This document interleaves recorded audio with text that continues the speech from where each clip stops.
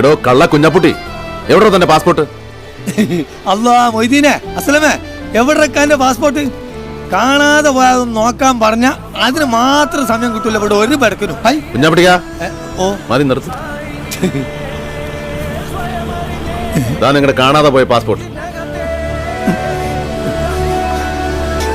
പാസ്പോർട്ടും പത്താക്കയും അടക്കം പുരയിലുള്ളത് സകലതും വാരി പണയം വെച്ചിട്ട് വേണോ നിങ്ങൾക്ക് സലീനയുടെ നിക്കാഹ് നടത്താൻ? എത്ര തവണ വന്ന് ചോദിച്ചു പണം എത്രയാ വേണ്ടതെന്ന്? ഓരോരോ ആവശ്യങ്ങൾ കണ്ടറിഞ്ഞ് എത്ര കാലമായി ഭായി നിങ്ങൾ നമ്മളെ സഹായിക്കുന്നു.